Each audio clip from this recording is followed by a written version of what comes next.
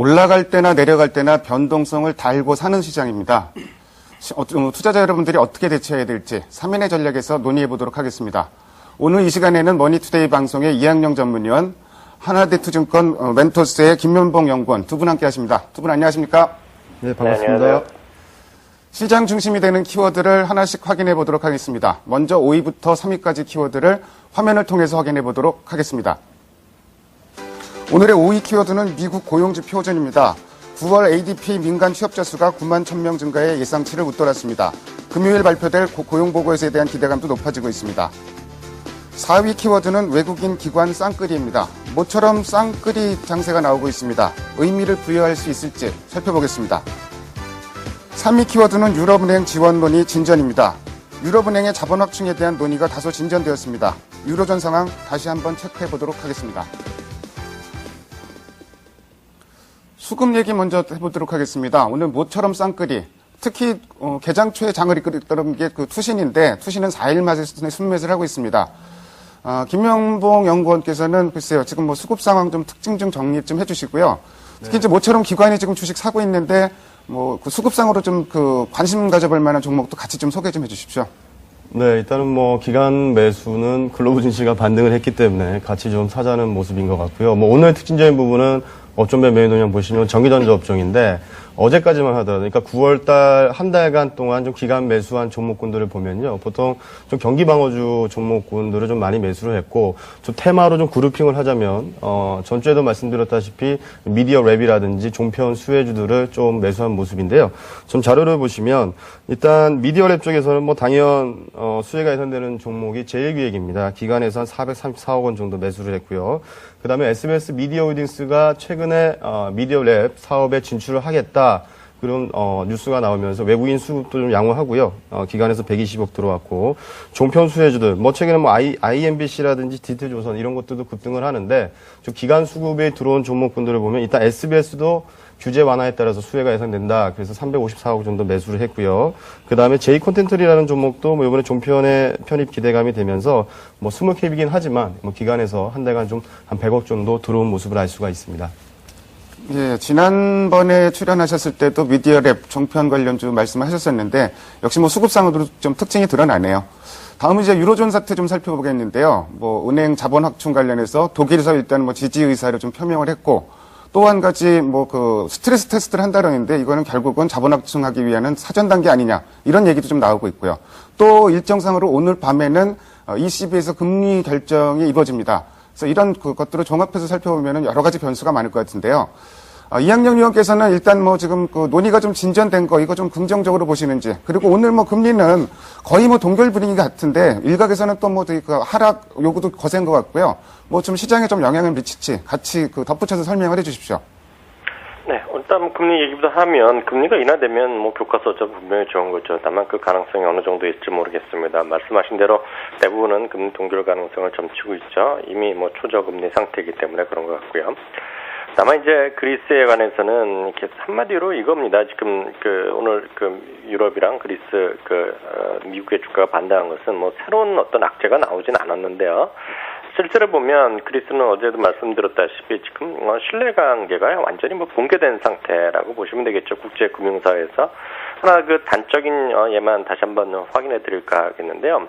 작년에요, 처음에 이제 구제금융 들어갈 때 이제 각국 이제 채권단이랑 합의한 게 있습니다. 그 중에서 중요한 것이 인원 조정 해고하고 뭐 이런 건데, 아시다시피 그리스는 이제 대부분의 사람들이 공무원으로 돼 있죠. 관광청에 근무하는 공무원이 대다수인데, 공무원을 이제 줄이기 위해 신규로 고용하기 위해서는 한 명을 고용할 때마다 이미 기존에 있는 5명에서 10명을 해고하거나 아니면 퇴직을 시키기로 합의한 적이 있었는데요. 그렇게 된 줄 알았죠. 여태까지 잘 하고 있다고 얘기했는데, 근데 이번에 가서 조사를 해보니까요, 웬걸요, 18,000명에서 2만 명이 잡을 잃었습니다. 줄고요. 퇴직을 했거나 아니면 은퇴를 하긴 했는데, 문제는 18,000명에서 2만 명이 주는 대신에 신규 고용한 사람이 24,000명을 신규 고용했습니다. 그리스가. 그러니까 그리스는 앞에서는 뭐 잘하겠다고 하고요. 정부 이런 데서 뒤에서는 지킨 적이 없다는 거죠. 그렇기 때문에 그리스 문제는 뭐 갈수록 꼬이고 있다라고 이해하시면 좋겠습니다. 예, 그리스 문제 답이 잘 안 나오는 것 같고요. 일단 뭐 13일까지 어느 정도 좀 정리가 될 줄 알았는데 11월로 또 넘어갔기 때문에 불확실성은 앞으로도 좀 기간이 길어질 것이다. 이런 부분이 상당히 좀 불안하네요. 다음으로 2위 키워드를 화면을 통해서 확인해 보도록 하겠습니다. 오늘의 2위 키워드는 대형 IT주 초강세입니다. 오늘 뭐 업종별로 뭐 금융주도 많이 올라가지만 역시 뭐 핵심은 IT주인 것 같고요. 뭐 개장 전에 이제 그 스티브 잡스 회장 제 사망 소식이 전해졌죠. 사실 근데 IT가 이것 때문에 올랐다고 얘기하기는 좀 어폐가 있는 것 같고요. 오른 종목들 보면 급등하고 있는 종목이 삼성 SDI나 삼성 전기 이런 종목들인데 뭐 낙폭과대주 쪽에 포커스가 좀 맞춰졌다. 좀 이렇게 저는 좀 보고 있습니다. 어쨌든 뭐 그 잡스 회장이 좀 사망을 했기 때문에 그 상황도 좀 살펴볼 필요가 있을 것 같은데요. 일단 뭐 일각에서는 애플의 경쟁력이 아주 훼손됐다. 한편에서는 잡스 회장이 이미 CEO에서 물러난 지 시간이 지났기 때문에 영향이 없을 것이다. 뭐 이렇게도 분석을 하고 있는데 이학년 위원께서는 글쎄요, 그 잡스 회장 사망, 뭐 IT 업계에게 어떤 영향을 미칠지 그런 부분을 좀 말씀해 주십시오. 네, 뭐 국내 IT는 잠시 그 뒤로 미루고요. 그 스티브 잡스의 사망은 뭐 엄청난 충격이죠. 왜냐하면 오히려 또 그 어떤 사람이 이런 얘기하는 걸 제가 미국 사람 얘기하는 거 봤는데요. 어저께 그 처음에 그 애플 그 5.05가 아이폰 5가 안 나오고 4S가 나올 때 실망했던 사람들도 아니다, 이 스티브 잡스의 마지막 작품이기 때문에 사야 된다라는 얘기까지 할 정도로요. 그 스티브 잡스의 영향력은 정말 대단했고요. 카리스마가 대단했죠. 당연히 오늘 미국에 이렇게 이미 오밤중이지만 전략들 얘기 나오는 거 보면 어느 정도 타격은 불가피하다는 얘기를 많이 하고 있습니다. 이제 궁금한 건 내일 당장 나스닥을 비롯하는 미국의 IT 주식이 어떻게 될 거냐는 건데요. 상당히 아침에는 어느 정도 충격이 있을 가능성도 우리가 배제할 수는 없습니다. 미국의 나스닥 관련 주식들이요. 그런 IT 관련 주식들이. 어쨌든 우리나라 얘기로 돌아오면요. 우리나라는 지금 상당히 반사이익을 누릴 것이냐, 뭐 일부 그렇게 애널리스트가 하는 것도 레포트가 발표한 것도 있고요. 코멘트가 나오고 있습니다. 물론 그 너무 또 아전인수격으로 해석하는 사람도 것도 유의해야 된다는 이야기도 하고 있는데요. 전 단적으로 이 말씀을 드리고 싶습니다. 그 스마트폰을 이끌고요. 태블릿 PC를 대중화시키는 애플 컴퓨터가 스티브 잡스가 없다고 해서 잠시 어느 정도 영향이 있을 수는 있겠지만 그렇다고 해서 삼성전자, LG전자 비롯한 그 상대방 경쟁사들이 그렇게 좋아질 일이 뭐가 있겠느냐는 기본적인 의문을 갖고 있습니다. 물론 마켓의 심리로 보면 뭐 그렇게 말이 안 되는 건 아니겠지만은요. 그렇다고 왜 좋아져야 되는지는 저는 이해를 아직도 못하고 있고요. 단적으로 말씀드리면 삼성전자는 계속 말씀드렸다시피 나는 삼성전자다. 이 한마디로 표현이 끝난다고 봅니다. 삼성전자 최근에 67만 원대부터 해갖고요. 87만 원까지 회복했는데요. 삼성전자가 스티브 잡스의 사망 그리고 스티브 잡스가 그만뒀다고 해서 올랐다고 판단한다면 큰 오해라고 저는 생각을 하고 있습니다. 삼성전자는 삼성전자일 뿐이라고 생각합니다. 예, 어찌 보면은 스티브 잡스라는 하나의 천재가 이 통신 장비 쪽에 하나의 새로운 파이를 만들어낸 것과 다름이 없는데, 그 파이가 어쨌든 뭐 그 더 확대되지 않는 데는 그러니까 반사이익을 생각할 꼭 반사이익만 생각해서는 안 될 그 상황으로 좀 이해가 될 것 같습니다. 오늘 뭐 근데 통신 부품주도 좀 올라가고요. 뭐 다른 IT주도 많이 올라가는데 전반적인 뭐 부품주라든지 김현봉 연구원께서 뭐 IT주 상황 다시 한번 좀 정리를 해주십시오. 네, 뭐 아까도 들었지만 뭐 스티브 잡스의 사망 소식과 함께 그 어제 나왔던 그 신제품이 아이폰 5가 아니라 4S 약간 좀 계란형이어서 야 이제는 뭐 좀 새로운 신제품이 나오긴 좀 힘들지 않겠느냐 그런 부분과 함께 국내 뭐 이제 삼성전자가 곧 있으면 실적 발표입니다. 그래서 실적 발표가 예정되어 있기 때문에 뭐 좀 맞물린 것 같아요. 또 기관에서 어떤 모멘텀이 없다 보니까 오늘 IT 섹터에 뒷중 매수가 일어나는데 오늘 조금 두 가지 이슈를 생각해야 될 것 같습니다. 첫 번째는 삼성전자 실적 추정치와 그 다음에 오늘 같은 경우 잘 보시면요. 자동차 그룹주가 빠집니다. 자동차 그룹주가 하락을 하는데 왜 자동차 그룹주가 하락을 하고 IT가 좀 선전을 하는지 이 부분은 좀 내년에 실적 증감률에 있어서 좀 그 해답을 찾을 수 있을 것 같은데요. 일단 좀 실적을 조금 추정을 해보니까 당사에서 본 바로는 한 3분기 영업이익이 한 3조 6천억 정도 좀 나올 것 같고요. 전분기 대비해서는 5% 하락. 지금 보면 3분기 실적이 좀 단기 저점으로 보는데 일단 파트별 실적 추정치를 좀 보도록 하겠습니다. 일단 반도체 쪽은 뭐 역시나 아직 그 디램 업황 부진 때문에 좀 저조했는데 통신 쪽이 상당히 좋았어요. 통신 쪽에서 한 2조 원대, 전분기 대비 한 4천억 정도 증가가 될 것 같은데 지금 전분기 대비는 조금 저조는 했지만 3분기가 좀 저점으로 보고요. 4분기 때는 뭐 반도체라든지 최근에 스마트폰, 갤럭시 쪽이 상당히 조금 AT 모멘텀이라든지 좀 올라가고 있기 때문에 3분기 실적 발표 때 뭐 조정은 있을 수가 있을 것 같습니다. 전망을 하회하니까. 근데 그때 이후에 IT 섹터 쪽에서의 좀 매수 관점을 좀 보셔야 될 것 같고요. 아까 자동차 업종의 밸류에이션을 좀 말씀을 드렸는데 일단 현대차와 기아차 내년에 실적의 전망치를 좀 보겠습니다. 물론 뭐 탑다운 방식으로 좀 변화가 있겠지만 그 현대차 같은 경우는 뭐 작년에도 77% 정도 증가를 했고 올해 한 57% 실적이 증감이 예상이 되는데 내년의 실적 증감은 2010년 그리고 올해처럼 크게 터닝이 조금 그게 좀 크지는 않을 것 같다. 이런 전망치 나오고 있고요. 기아차도 뭐 역시나 좋았습니다. 뭐 작년에는 순위 증감률이 150% 됐고 올해는 한 55% 전망. 근데 내년에는 한 12.2%. 그래서 현대차 그룹이 작년과 올해 상당히 부각됐고 지금 시가총액 10위 안에 다 들어가 있거든요. 근데 내년을 바라보게 된다면 IT 업종의 실적도 한번 찾아봐야 될 것 같은데요. 일단 IT 섹터에 관심이 가는 건 반도체 쪽입니다. 좀 터닝이 좀 빨리 일어날 것으로 예상이 되는데 삼성전자는 뭐 올해 예상 전망치는 적자, 그쵸? 그 작년보다는 적자, 한 마이너스 19% 좀 감소가 되는데, 내년에 EPS 그로스를 보게 되면 한 38.9%가 나오거든요.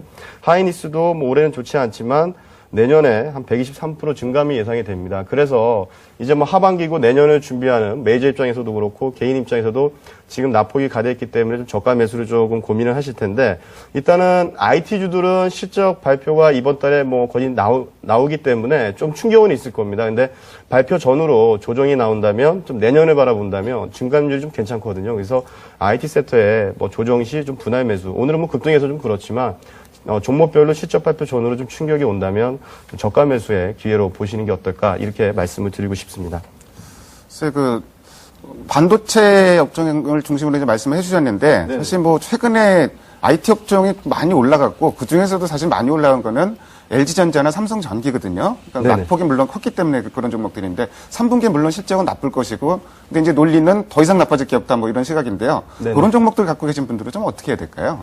글쎄요, 참 전주에는 뭐 거의 연중 최저치에 방송을 했고 오늘은 급등을 해서 웃으면서 이렇게 방송을 하는데 글쎄요, 지수는 올라도 솔직히 종목별 쏠림 현상은 상당히 지속되고 있습니다. 상대적인 매력도를 말씀을 드리는 부분인데 물론 자동차 실적 내년도 나오기 때문에 인덱스를 추종할 수가 있겠죠. 근데 일단 IT 섹터 좀 상당히 고민이 많을 겁니다. 하이닉스도 뭐 고점 대비 거의 반토막 났고 LG전자, LG디스플레이는 올해 연말까지 적자가 예상이 되거든요. 그래서 일단 IT 내에서도 일단 퍼스트는 반도체 쪽으로 좀 관심이 많고 전달에 삼성전자가 12.9% 상승을 했습니다. 근데 인덱스 지수는 5%대 하락이었거든요. 뭐 두 가지 이유가 있습니다. 첫 번째 삼성전자로 일단 뭐 비중이 13%니까 시가총액에 그래서 좀 지수를 부양하는 효과가 있다든지 또는 후자로는 IT 섹터가 이제는 하반기 때 좀 터닝하고 내년을 바라보서 프리 매수가 아니겠느냐 이렇게 볼 수가 있는데 일단은 뭐 좀 디스플레이, 기타 LED 이쪽 부품 쪽은 따라가겠죠. 근데 일단은 1차적으로 조금 실적이 가시화되는 쪽은 좀 반도체 쪽이 아닐까 이렇게 보고 있습니다. 예, 펀더멘탈 측면에서 실적상으로 가장 주목해야 될 것은 역시 뭐 반도체 쪽이다 이렇게 말씀하셨고요. 다음으로 오늘의 마지막 1위 키워드를 화면을 통해서 확인해 보도록 하겠습니다. 오늘의 1위 키워드는 주가 급등, 환율 하락입니다. 글로벌 증시가 급등하면서 우리 시장도 이 영향으로 오늘 뭐 상승폭을 키워가고 있고요. 사실 뭐 오늘 아까 메신저에서 좀 이런 표현이 돌더라고요. 어제 조정을 억울한 조정이다. 사실 어제 우리나라 시장만 유독 좀 약했던 건데 그 부분이 반영되면서 오늘 탄력이 좀 커지는 부분도 있는 것 같습니다. 특히 이제 환율 상황을 보면은 1,200원까지 올라갔었다가 지금 1,200원이 다시 저항선으로 지켜지고 있는 모습인데 이런 상황은 좀 종합적으로 살펴볼 필요가 있을 것 같고요. 김면봉 연구원께서는 글쎄요, 지금 뭐 시장이 오늘 급반등했지만 여전히 안심하기는 좀 어려울 것 같은데 뭐 기술적 반등으로 보시는지 뭐 그걸 좀 말씀해 주십시오. 네, 일단 뭐 미국의 경제가 70%가 소비에 의해서 움직인다 그러는데 일단 고용 지표는 민간 지표는 좋았습니다. 근데 노동부 정부에서 발표할 고용 지표가 얼마만큼 조금 터닝을 하냐에 대해서 리세션 우려감이 좀 완화될 수 있는 부분인데 일단은 전주에도 언급을 드렸지만 현 구간 때는 조금 업종별 쏠림 현상은 있겠죠. 좀 차별화 전략을 둬야 되겠는데 좀 바이앤 홀딩 전략이 유지가 맞지 않나 생각이 들고요. 아까 IT 업종 오늘 뭐 윤곽 급등했기 때문에 뭐 이슈가 될 만하겠지만 좀 실적 발표 위에 좀 봐야 될 것 같습니다. 그 전주에 제가 1690포인트 전후로가 상당히 좀 중요한 변고점이 될 수 있다 말씀을 드렸었는데요. 좀 그림을 조금 준비를 해왔습니다. CG가 좀 클 텐데 좀 보일 수 있으려나 모르겠네요. 2009년 1월부터 뭐 지금 현재 월별 매수 동향과 이슈를 통한 겁니다. 2009년 1월 달에 국내은행 부도설 이후에 지수가 반등을 했고 미국은 일단 1차 양적 완화 정책이 2008년도 11월 25일 이후에 올라갔고 그 다음에 FTSE 편입되기 전에 상당히 많이 매수를 했죠. 매수를 하고 나서 5월 달에 그리스를 포함한 PIGS 사태가 터졌고 그리고 3분기 실적 기대감으로 작년 9월 달엔 국내 증시가 시가총액 1000조를 돌파를 했고요. 그 위에 또 연말로 갈수록 이 그리스라든지 유럽 재정위기가 나왔는데 또 좀 특별한 이슈가 있었죠. 그 일본 대지진에 따른 반대 효과로 국내 증시가 많이 반등을 하고 이제는 미국이 2차 양적 완화 정책이 종료가 됐고 소프트 패치 국면에다가 그리스 계속적으로 지금 재정 적자가 GDP 목표를 초과하고 있는 부분이거든요. 그러면 수급을 좀 다른 그림을 좀 놓고 좀 말씀을 드린다면 전체 그러니까 2009년 1월부터 어제까지 매수한 금액이 45조 1,600억 정도 됩니다. 예, 환율 경과도 배제하고요. 근데 좀 앞전에 좀 그림을 다시 보게 되면 그리스 이전에 들어온 물량이 42조 2,200억입니다. 그러니까 전체 금액의 94%가 1,690포인트 하단에서 다 들어온 금액이거든요.